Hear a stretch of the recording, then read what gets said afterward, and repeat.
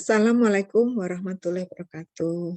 Mas-mas, mbak-mbak, ketemu lagi dengan perkuliahan statistik. Pada kali ini, insya Allah kita akan bahas distribusi normal. Kita izin share screen-nya.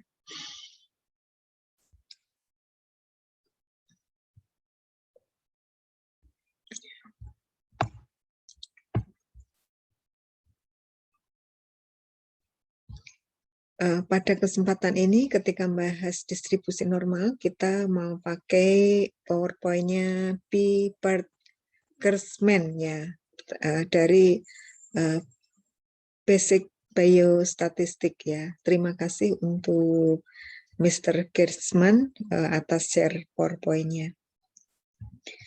Pada bab ini atau pada distribusi normal ini, untuk bahasan ini, ada beberapa hal yang akan dibahas. Yang pertama mengenai apa itu distribusi normal termasuk sejarahnya, kemudian bagaimana menentukan probabilitas ya, probabilitas dari luasan yang berdistribusi normal, kemudian menentukan nilai yang terkait dengan probabilitas yang berdistribusi normal, kemudian mengakses tentang normalitas. Kita lanjut ya, untuk distribusi normal, kemarin-kemarin kita sudah bahas probability density function atau yang kita kenal dengan distribusi untuk variabel acak yang kontinu ya. Kemarin ada acak diskrit, ada acak kontinu. Yang ini untuk variabel acak kontinu ya. Pada variabel acak kontinu ini, probability density function atau fungsi kerapatan peluang itu sebenarnya sudah dideskripsikan oleh Moivre ya, De Moivre pada awal menjelang pertengahan abad ke-18, jadi sekitar 1730-an. Kemudian pada awal abad ke-19, nah, tepatnya tahun 1812 ya, Laplace itu sudah mengelaborasi distribusi ini ya. Nah, karena distribusi ini merupakan distribusi yang ada pada fenomena di dunia real, misalnya ya distribusi siswa atau perolehan skor siswa, distribusi perolehan skor gaji, dan seterusnya yang nanti terkait erat dengan karakteristik dari sampling gitu. Nah, dan juga baik itu terkait dengan total ataupun dengan rata ya. Untuk probabilitas untuk fungsi probabilitas atau ini ya, PDF, probability density function, fungsi kerapatan peluang normal. Kita ingat dulu mengenai variabel acak kontinu yang dideskripsikan dengan fungsi kerapatan peluang atau nanti disebut sebagai kurva kerapatan peluang gitu ya. Kalau misalnya kita cermati, nah ini ada gambarnya,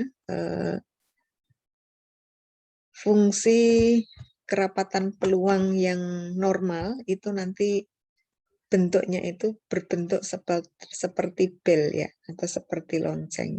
Itu. Pada gambar ini merupakan gambar distribusi yang terkait dengan umur ya, umur ya. Jadi umur ini misalnya umur sekelompok orang nanti akan berdistribusi normal, ada yang tua, ada yang muda, ada yang apa. Nah, kemudian di tengahnya, di puncak itu yang frekuensinya paling banyak gitu. Kemudian pada dasarnya kalau misalnya kita buat pias-pias, nah, seperti yang gambar di atas ini, Bias-bias itu akan nanti seperti histogramnya. Kalau bias-biasnya makin kecil, nanti akan semakin halus. Kemudian kalau bias-biasnya semakin lebar, nanti akan nampak histogramnya. Pada gambar ini, nah nanti ada kelihatan ya, kalau tadi kan umur gitu ya, umur pediatrik gitu ya. Umur pediatrik yang kurang dari 9 itu nanti distribusinya itu mendekati 40%. Kemudian demikian pula kalau dengan menggunakan fungsi kerapatan peluang. Nah, fungsi kerapatan peluang sendiri ketika nanti umurnya kurang dari 9 tahun, nanti akan mendekati 40%. Nah, gambar di atas dan gambar di bawah identik, hanya untuk gambar di atas itu menggunakan pendekatan bias-bias ya, kemudian di bawah itu fungsinya, fungsi normalnya itu fx sama dengan 1/akar 2pi sigma. Sigma itu standar deviasi dari populasi, eksponen dari min setengah P min mu X min mu dibagi sigma dikuadratkan. Fungsi ini merupakan fungsi dari distribusi normal gitu. Kemudian dalam distribusi normal itu kita kenal mu dan sigma ya. Mu dan sigma ini merupakan parameter dari populasi ya. Kalau mu itu rata untuk populasi, sementara sigma itu merupakan standar deviasi. Nah, sebenarnya kalau pada gambar posisinya mu itu seperti apa? Nah, jadi pada gambar sebelah kiri itu mu1 dan mu2 ya akan mempengaruhi ini ya, puncak dari loncengnya, puncak dari kurva probability density function-nya. Kalau pada gambar di sini kita peroleh mu2 lebih dari 1, mu1 atau dengan kata lain rata yang merupakan parameter populasi untuk 2 itu lebih dibandingkan mu1. Nah, kemudian di sini untuk sigma itu menentukan letak penyebarannya. Jadi di sini ada kurva 1 dan kurva 2. Pada kurva 2 itu sigmanya lebih lebar. Nah, atau penyebarannya itu lebih luas dibandingkan dengan kurva 2 ya. Jadi dengan kata lain di sini kurva 1 memiliki sigma atau memiliki standar deviasi lebih besar dibandingkan dengan kurva kedua begitu. Kemudian ini ya kerapatan normal yang terkait dengan rata dan standar deviasi. Nah, karena ini bentuknya bel pada sumbu simetrinya, nah sumbu simetrinya itu X sama dengan mu, itu merupakan sumbu simetri. Nah, sementara di sini, nah nanti ada kurva begini, seperti huruf S di kiri dan di kanan. Ketika huruf S di sini ada titik belok namanya. Nah, ketika titik belok ini nanti F itu ya, F turunan F nanti sama dengan 0 gitu ya. Kemudian ketika titik belok ini nanti segmanya, menentukan letak segmanya tuh di sini begitu. Jadi menentukan lebar loncengnya itu adalah standar deviasi, sementara yang menentukan tinggi kurvanya itu adalah tingginya segini, nanti merupakan titik sumbu simetrinya itu X sama dengan mu, itu yang terkait dengan kerapatan normal. Atau di sini point inflection, titik belok itu terkait dengan sigma. Kemudian untuk ini, untuk membuat sketsa, nah ini biasanya seperti ini. Nah ini point inflection atau titik beloknya. Kemudian atau yang kita merasakan bahwa slope-nya itu atau kemiringannya itu berubah ya. Jadi nanti kalau ini ada kemiringan-kemiringan, ketika kemiringannya itu arah kemiringan atau arah garis singgungnya berubah, itu merupakan titik belok di sini, titik belok di sini. Kemudian di sini yang merupakan yang diberi warna biru, nah ini nanti bisa dibuat label ya. Kemudian untuk tipe dari rata dan standar deviasi ya. Di sini mu dan sigma itu merupakan parameter ya. Sebenarnya mu dan sigma ini merupakan parameter untuk populasi. Nah, nanti ketika kita bicara tentang sampel, nah mu itu diganti dengan X bar. X bar ini membacanya ya. Kalau X barnya itu X di atasnya ada barnya sama S. S itu standar deviasi tapi untuk sampel. Nah, di sini X bar dan S itu merupakan disebut sebagai statistik karena merupakan sampel gitu ya. Sedangkan untuk mu dan sigma merupakan parameter untuk populasinya gitu. Kemudian di sini ada aturan yang terkait dengan 7 aturan distribusi normal ya.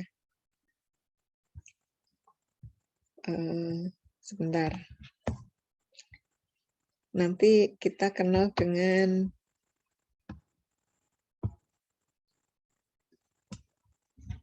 68, 95 sama 99 ya, 99,7. 68% dari ini sebentar nih kok nge-lag.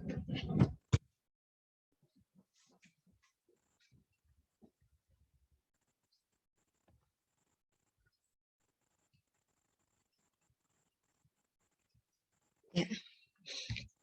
AUC ya, itu area under curve atau luas di bawah kurva.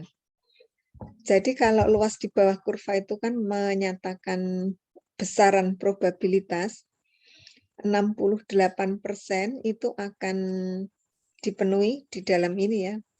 68% ini akan dipenuhi ketika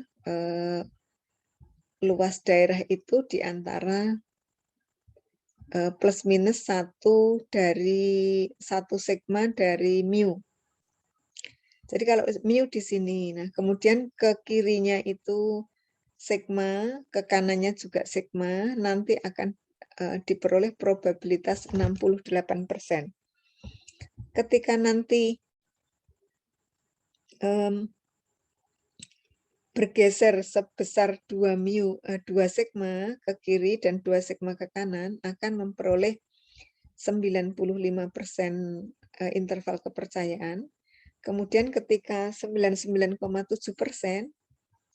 min 3 sigma, 3 sigma ke kanan, 3 sigma ke kiri, nanti akan diperoleh 99,7% gitu ya. Ini yang paling sering paling sering bisa diingat ya. Kata kuncinya sigma, 2 sigma, 3 sigma ke kiri dan ke kanan. Nah, kemudian nanti akan diperoleh aturan gitu ya, 68%, atau luas probabilitasnya itu 68%, 95%, dan 99,7%.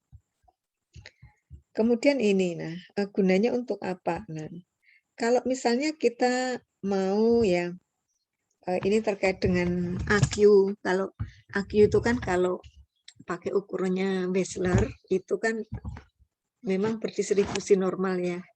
AQ 100 itu kalau normal, kemudian standar deviasi dari AQ itu sebesar 15.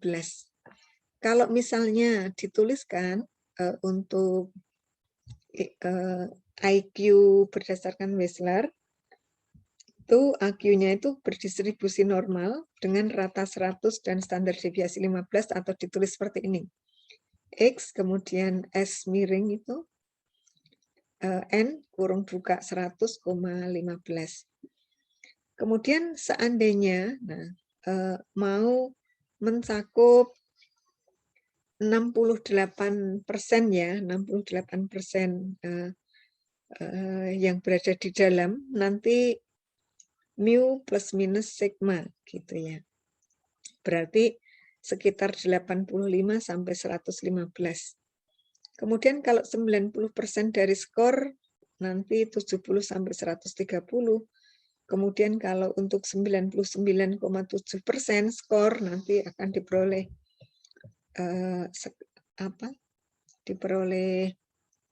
rentang 55 sampai 145.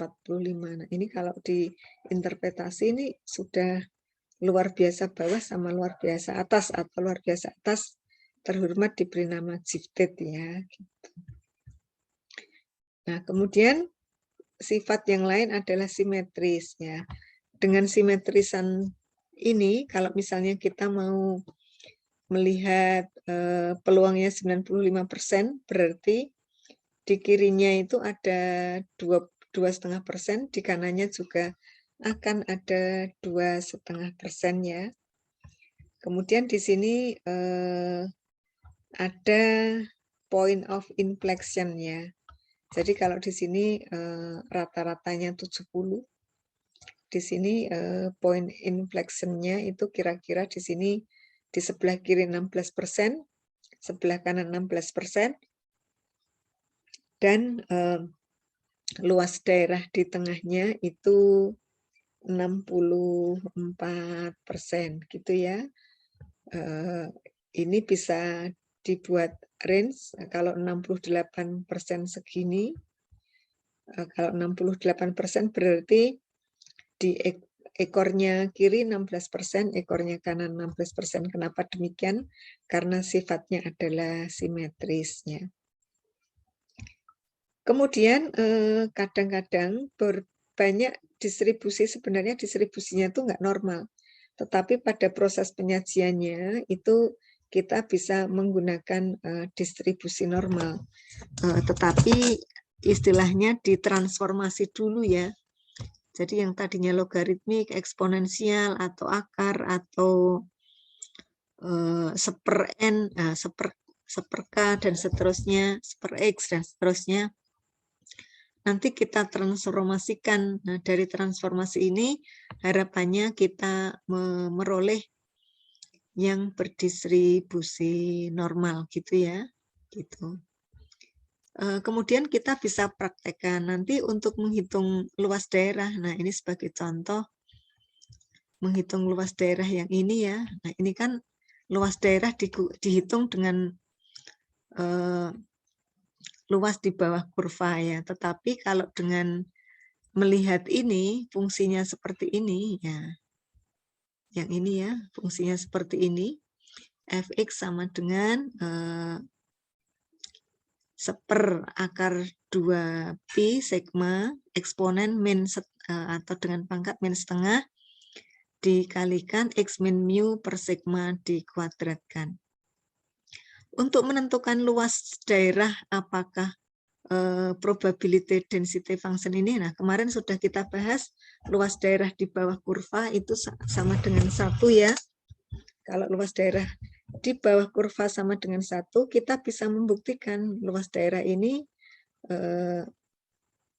lebih dari, mohon maaf, tidak boleh lebih dari 1 atau maksimal 1 dan selalu negatif ya, selalu tidak negatif atau selalu positif. Nah, karena di sini selalu positif dan luas di bawah kurva maksimal itu sama dengan 1, di sini karena ini ada luas daerah itu salah satu terapannya itu digunakanlah integral, ini akan sulit ketika kita mengintegralkan ini sudah eksponen, kemudian di sini pangkatnya negatif, sudah gitu kuadrat. Jadi ada 3 tingkat kesulitan, makanya digunakan dengan pendekatan numerik. Nah, salah satu pendekatan numerik yang digunakan yakni dengan menyusun tabel ya. Sebagai contoh begini ya, mohon izin ini kita paste ya. Terus kita buka papan tulis, pen.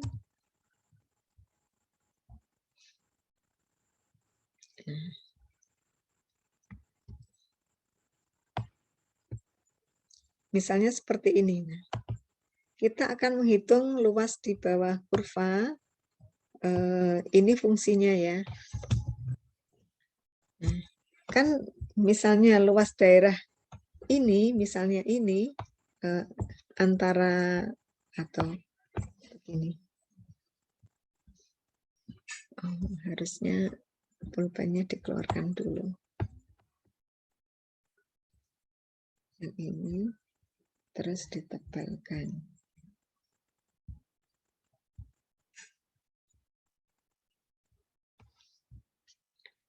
Misalnya begini ya, kurva normalnya begini. Nah, kalau misalnya ratanya 0 di sini ya, distribusi normal baku. Kemudian di sini kita mau menghitung ya. Ini -2 gitu ya. Nah, yang mau kita hitung yang diarsir yang ini. Berarti nanti kita bisa menggunakan integral f(x) gitu ya, dx gitu ya, untuk x mulai dari minus tak hingga di sebelah kiri sampai -2 di sini. Jadi di sini minus tak hingga, ini 2, ini plus tak hingga seperti ini. Fx-nya yang mana? Fx-nya diganti dengan ini. Loh kok panjang sekali? Ya memang iya gitu ya. Makanya karena ada integral, kemudian eksponen, sudah pangkatnya negatif, kuadrat lagi. Jadi ada banyak tingkat kesulitan, makanya dibantu dengan menggunakan tabel. Nah, tabelnya bisa ngunduh. Nah, ini contohnya ketika kita bisa ngunduh di sini.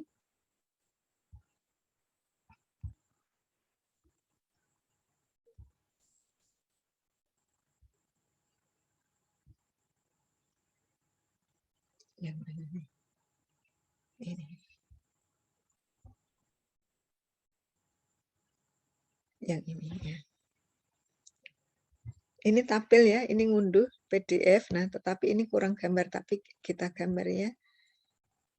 Kita akan belajar termasuk cara menghitungnya. Jadi nanti begini, kita lihat gambarnya dulu.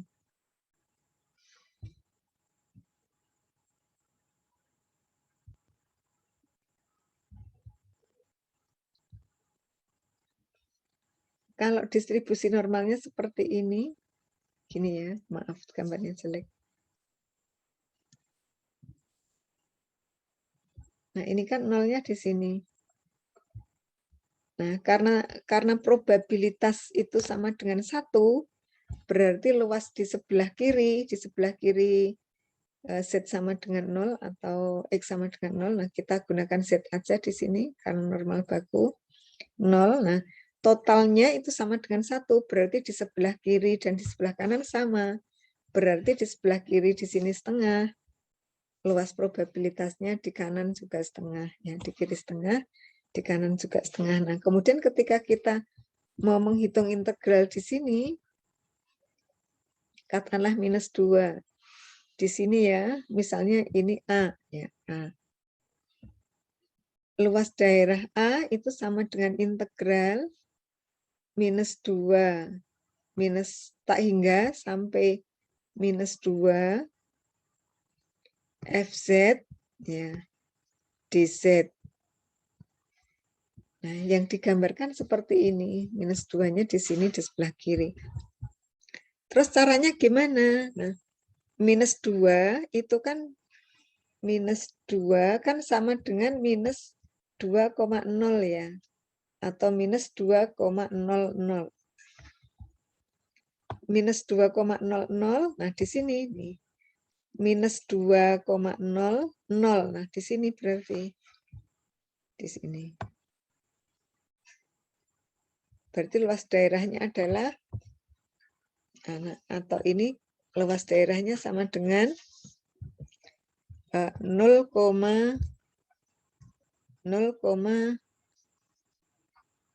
berapa nih? 2275.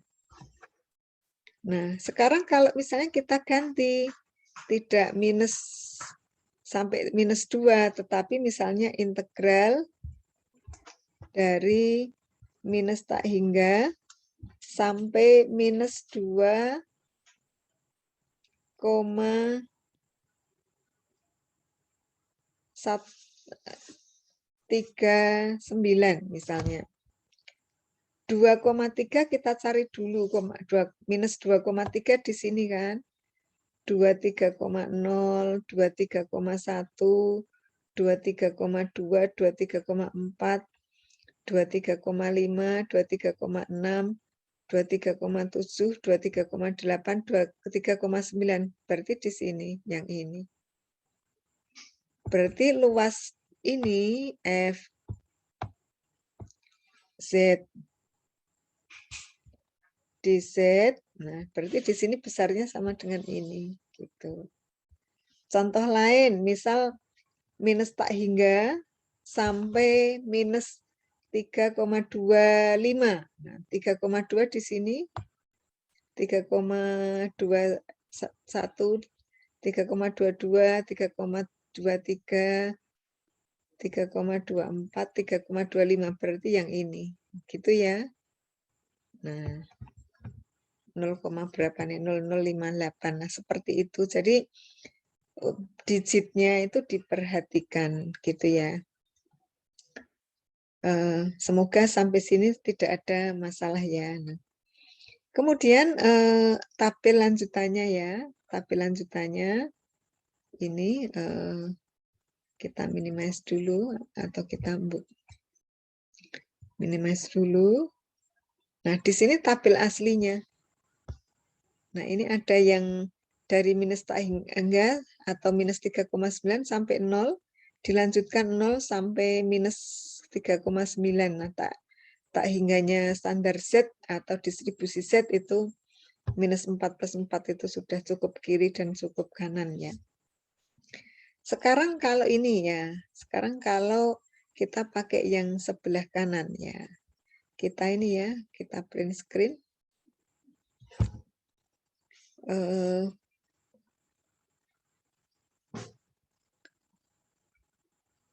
Kita buka pen.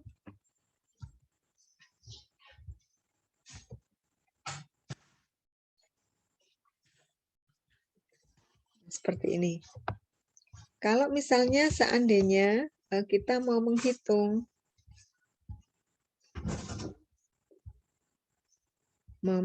yang ini ya, misalnya ya, integral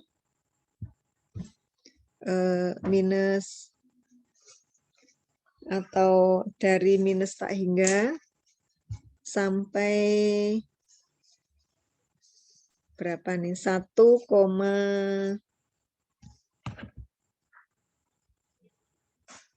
atau 1,34 ya, 1,34 Fz dz. Nah, Berarti plus 1,34 dicari aja. Plus 1,3, 30, 31, 32, 33, 34 di sini. 0,909 ya. Kita bulatkan yang terdekat 0,909 gitu ya. Ini ya. 909.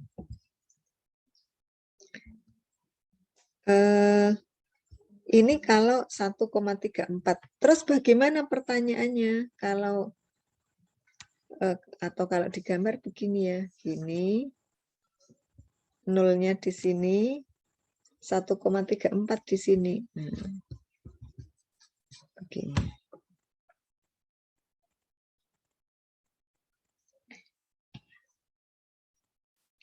Nah, sementara pertanyaannya bagaimana kalau integral minus yang tadi berapa? 1, yang ini.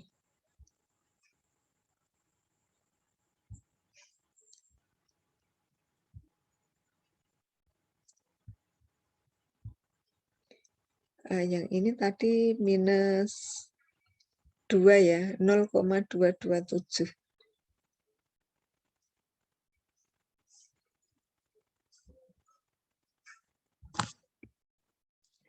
Misalnya minus 2 sampai 1,34 FZ DZ. Berarti ini sama dengan dihitung 2 kali. Kan begini. Ini begini. Nah, ininya nolnya di sini. Gambarnya kurang bagus. Nah, kemudian 1,34 di sini. 1,34 di sini. Nah, kemudian minus 2 di sini. Yang diarsir ini yang ditanyakan ya. Berarti yang diarsir kotak-kotak ini sama dengan dari 0 sampai 1,39 dikurangi yang diarsir sebelah ini ya. Gitu. Jadi ini merupakan integral dari min tak hingga sampai 1,34 FZ DZ. Nah, kemudian dikurangi integral dari yang sebelah kiri, dari min tak hingga sampai min 2. Min tak hingga sampai 2. Di sini FZ DZ ya, gitu. Nah, atau sama dengan kita bisa hitung, sama dengan tadi kita peroleh 0,909 dikurangi yang tadi 0,227 ya. Lupa.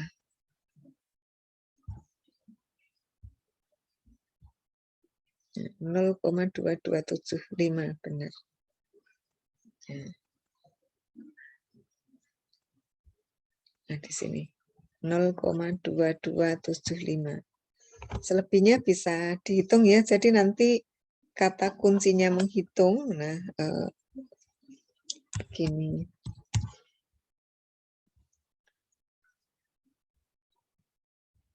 Nanti ada 3 jenis ya.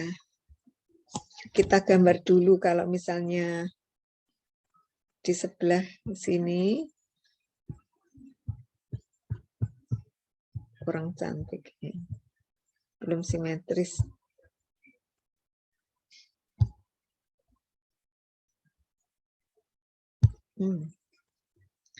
Minta hingga A.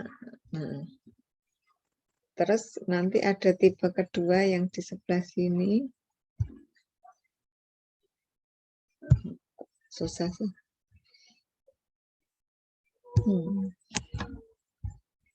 Gini ya.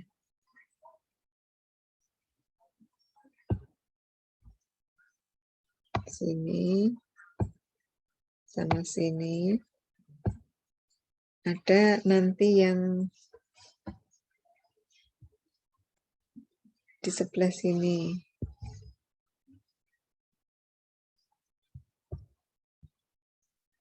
Yang diarsir yang di kanan.